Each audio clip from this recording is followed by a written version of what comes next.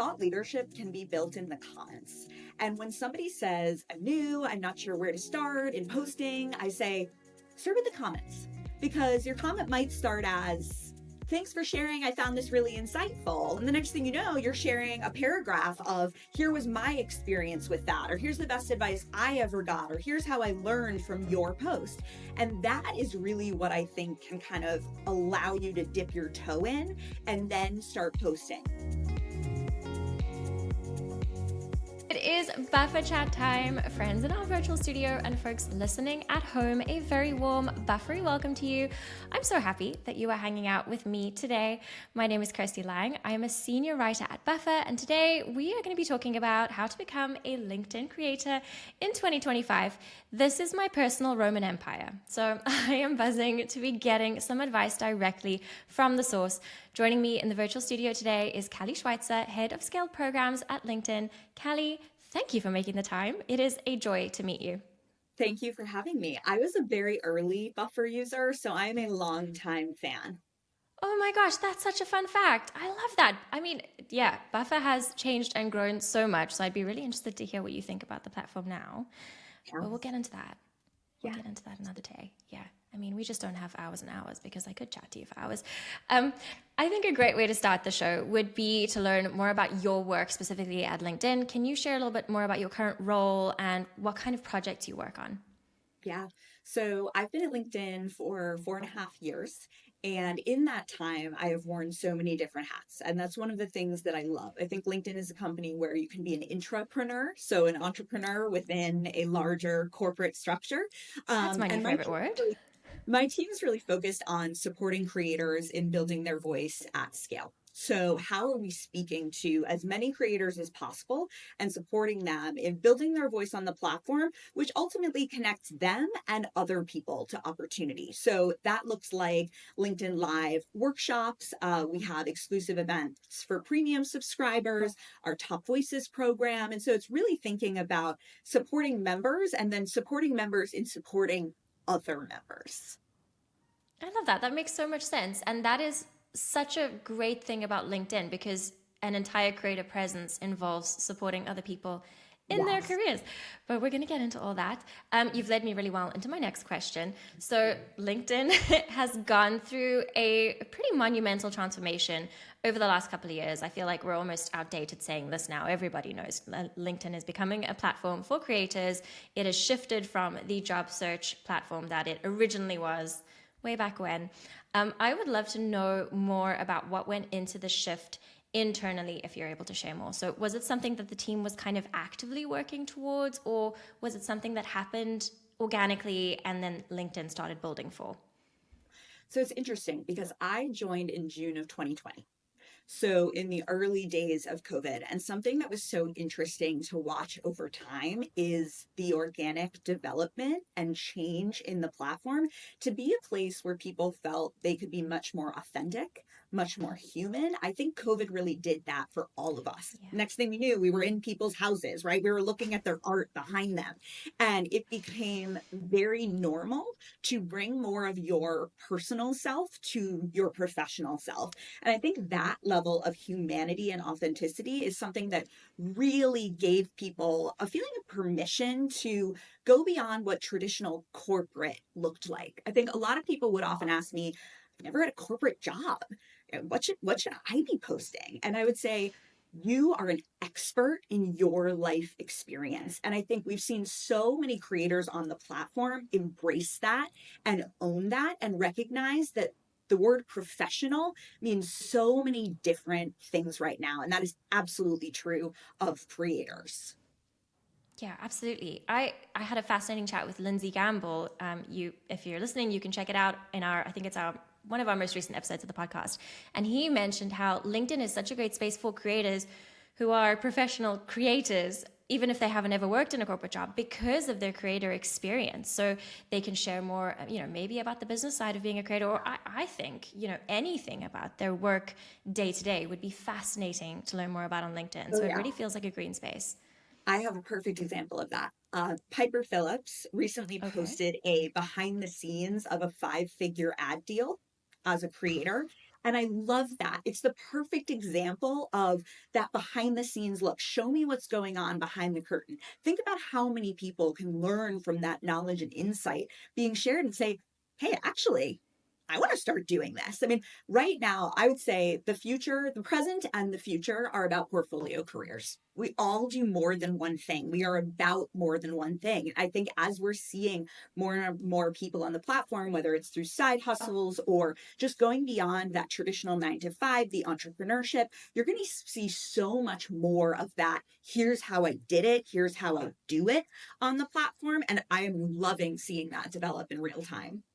Yeah, so am I. I feel like I have learned so much. I often feel like my LinkedIn exposure is more valuable than what I learned back at uni. Okay, way back when. But I mean, it's I'm just, going to quote you on that. it's, please do. I think it just the snippets, the tidbits, like the tactics. Oh, wait, I'm going to take this one very specific thing that worked for, one of my peers at another company and test it out a buffer and see if it has Yeah. legs. One of the things that really stands out for me about creators posting on the platform is because not just because I am a creator as well and I want to learn about the ins and outs of how they work, but also because I am someone who books creators. I'm someone who works with influencers in my role. So I want, like, how does this, what are the nuts and bolts of how you work with companies who maybe have more established programs? And that is so valuable for me. I'm getting really into the weeds, Callie. Sorry. Was there something else you wanted to add?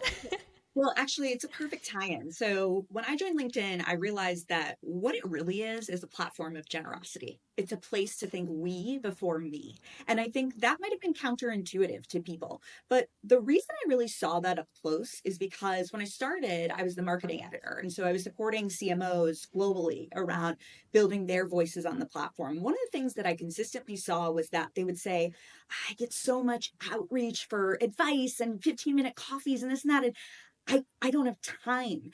And one of the things I would say to them is use LinkedIn, mentorship at scale, knowledge sharing at scale.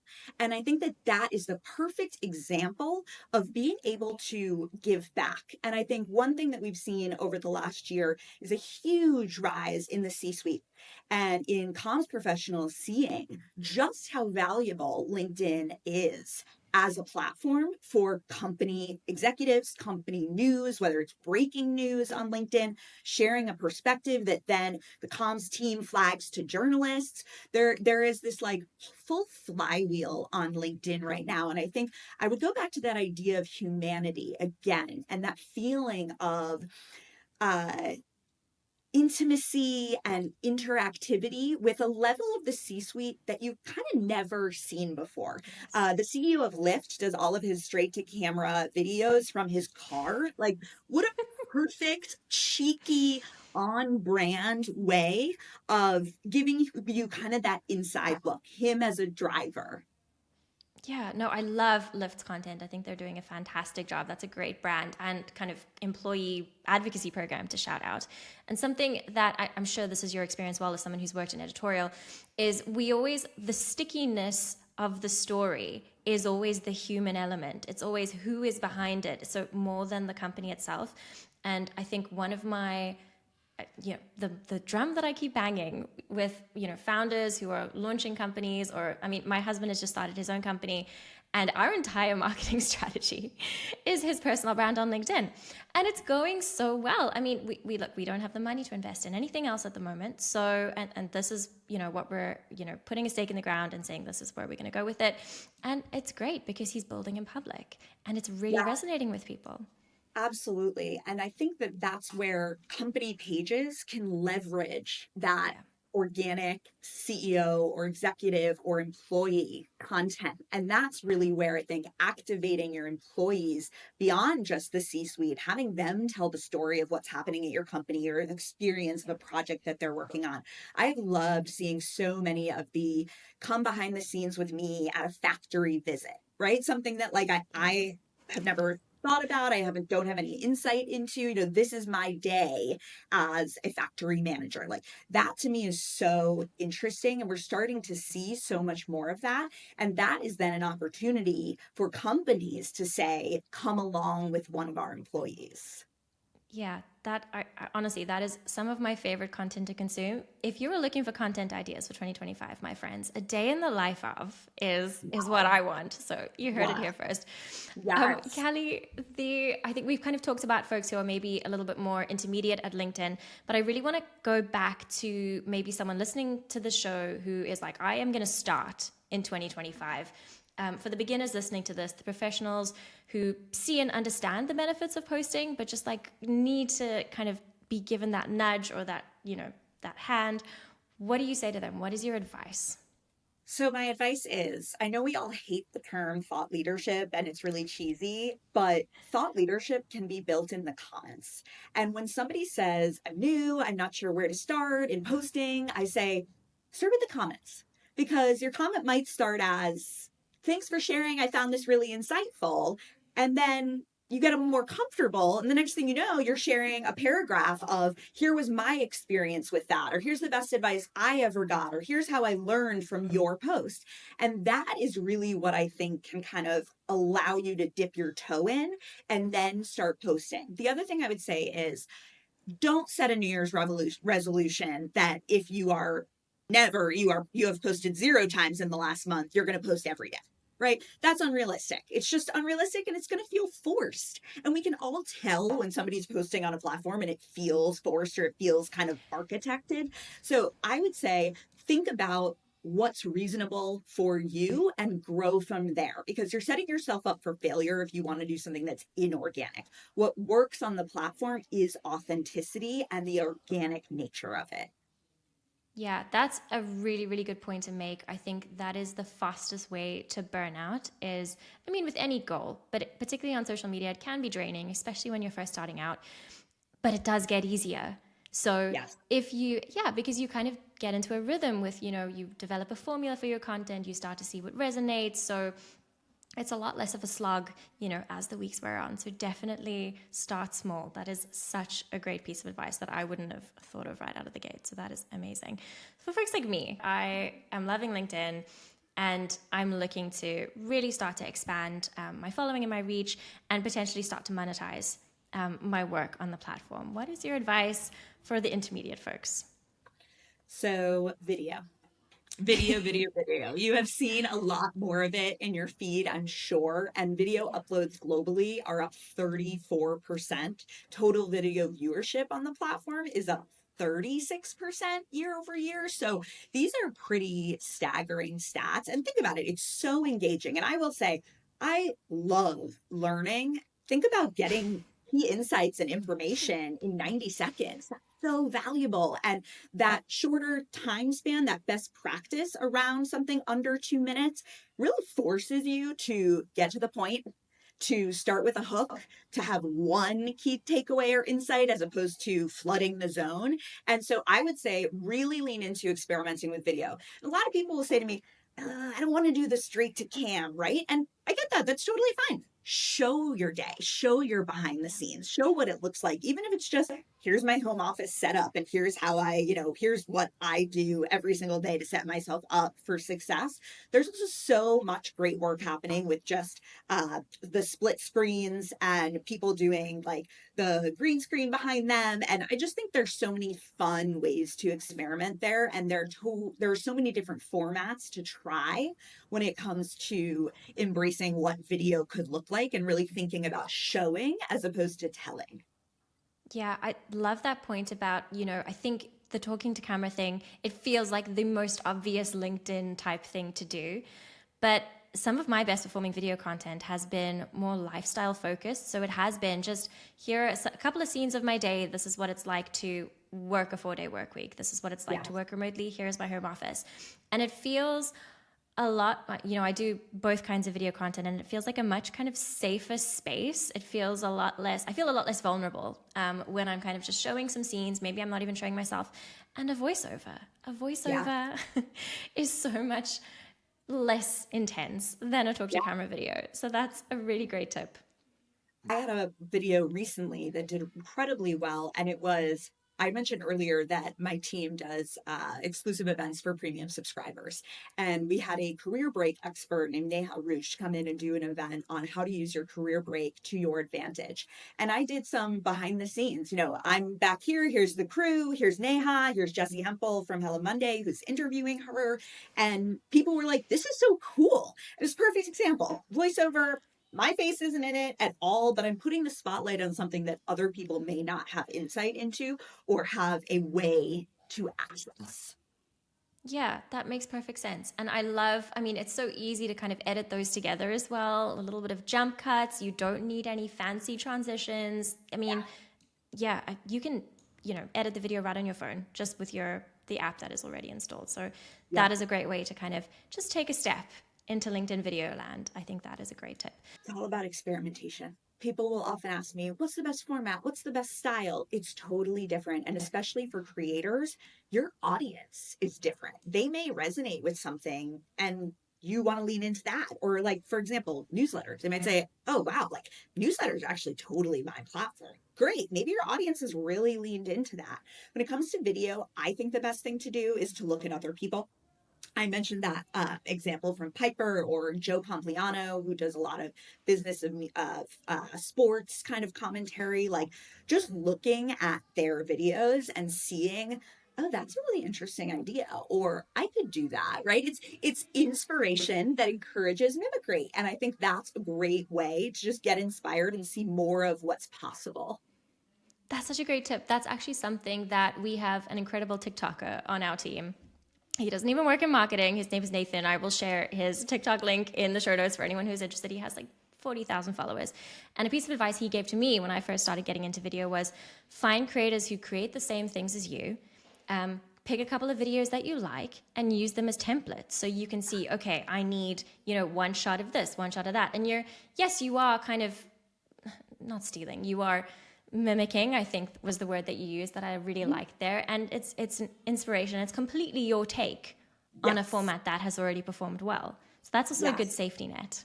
Yeah, and your unique insight, right? It goes back to that lived experience. You're an expert in your lived experience. And you mentioned something really interesting about Buffer and the employee who has this huge TikTok following but isn't necessarily in marketing. And we just released a big ideas for 2025 package. And one of the big ideas was that the rise of the corporate social employee, companies are going to be hiring creators, or creators who are already in house are going to be creating more and more content showcasing what their company looks like and giving more of that organic view. And I think you have the perfect example already in house with this person who already has a big social presence on another platform.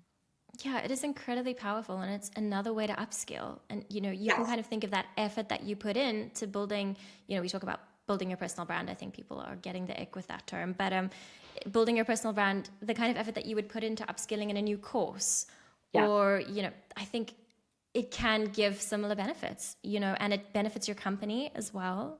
And Yeah. yeah, if you move on from your current Absolutely. company. Yeah. Yeah, and I think something that's very interesting about how corporate executives are posting is that they recognize they're not just speaking to their customers or shareholders and external audience. They're speaking to their internal audience. It's Oh, external yeah. brand and internal brand are now the same thing, consumer and corporate. Thinking about how important that is. And I think some CEOs are doing a great job of really leaning into the platform as a recruiting tool in a lot Yeah. of ways, and thinking about it. I mean, I think that Visa CMO Frank Cooper is doing such a fantastic job of marrying the personal and the professional, but also knowing the audiences that he's speaking to. So for anyone who wants a great example of that, I would encourage you to go look at Frank. Okay, that's great. I haven't checked out his content. I'm definitely going to do that after we finish this recording. So, kind of coming back to the whole video situation, I think a lot of these features have prompted a bit of debate and potentially discomfort among folks who are perhaps more used to creating text-based content, and LinkedIn is their platform of choice because it's still is such a great space for text-based content. Do you feel like video is an absolute necessity for creators right now, or is there a way to push forward with text-based and still see good numbers? There is absolutely a way to keep posting text and continuing the conversation that way. I would say, again, it's this idea. I'll always encourage experimentation, but like we talked about earlier, if it's totally inauthentic and inorganic and you're just going to like get the ick doing it, I would say maybe it's not for you. But I think if you're open to it, I would definitely be experimenting more. But I think that the perfect balance of a LinkedIn presence is a mix of formats Yeah. and thinking about experimentation. And again, what works for your audience? What does your audience want to see? I think that that is a really important signal for professional creators. Allows you to lean into a specific format or a specific, time of day or something. A lot of people ask me, what time should I post? Right? It's like there's no such thing as the perfect time or the perfect optimization or something. There's no And so I magic think bullet. that's where it really comes back to leaning into what may be really comfortable for you, but also thinking about how expanding your experimentation can open you to new ways of understanding your audience. Yeah, no, that makes a lot of sense. And that's really good to hear for someone who really still enjoys creating text based posts. Yeah, I definitely will be doing that in 2025.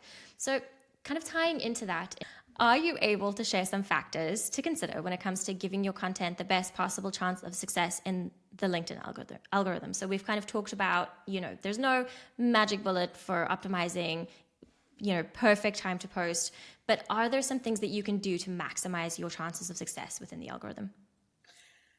Always share a key insight or a key takeaway. Think about what that value add is for your audience because that's what people are expecting on LinkedIn, right? I keep coming back to this example about you saying the value of LinkedIn. It's because you're getting value from people's content. You are upskilling from just watching a 90-second video and learning, hey, here's how I can do better prompt engineering. That's just the perfect example of finding sort of that one key point, that one key takeaway. And again, what I love about video is it forces you to do that in a Yeah. very short period of time. And that's all of our attention spans right now, right? We're on mobile, we're going like this. So thinking about the hook, finding the way in which you are sharing knowledge is essential.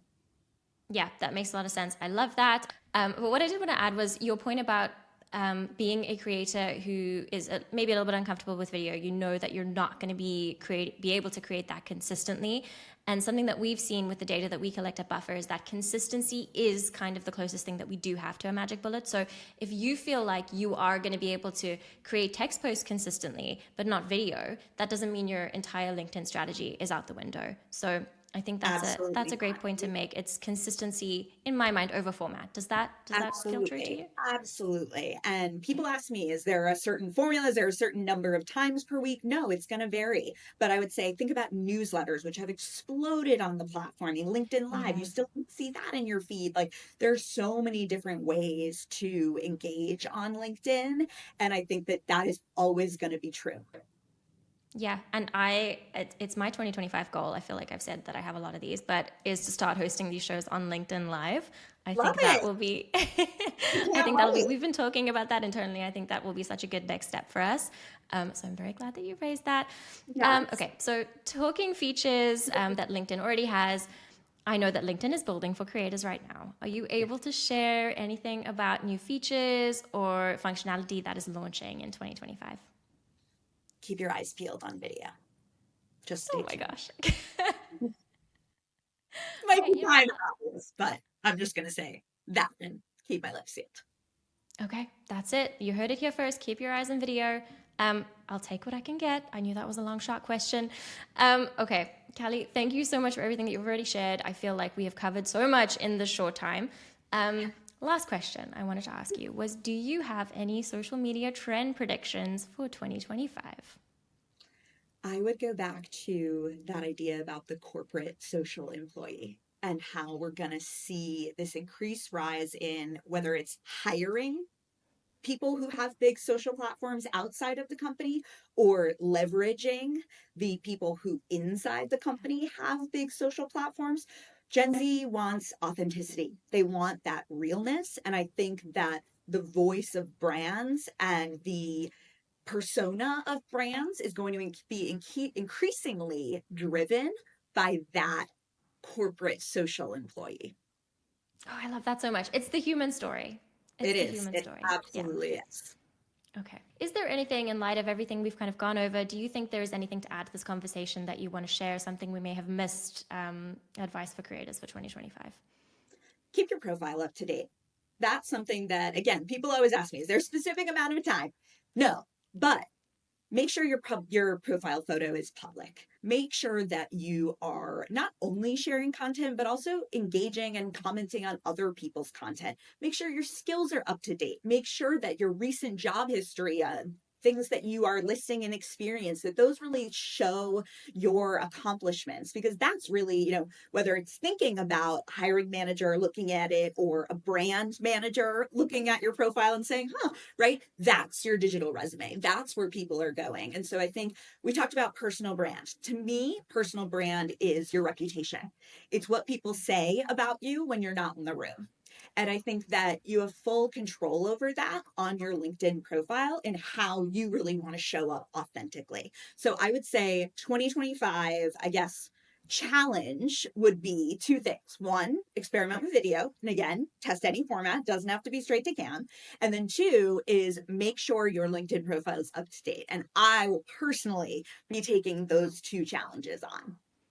Oh, that's such a great tip. I always get really excited because I know when one of my guests is going to say something that is going to be a great clip for social. Like, that is it. Wow. That is the one. Thank you, Callie. That is a wonderful note to end on. If folks want to, Callie creates wonderful content on LinkedIn as well. She is a great follow. I will definitely include her LinkedIn profile link in the caption. We do also have some really helpful LinkedIn resources for both beginner and intermediate creators at Buffer. I will link to those below. I really hope you have found this chat helpful. I'm super energized about LinkedIn. I'm going to be keeping my eye on video, but still religiously creating my wonderful text posts. I love it. Callie, thank you so much for making the time and sharing so much actionable advice with us. Thanks for having me. I loved it.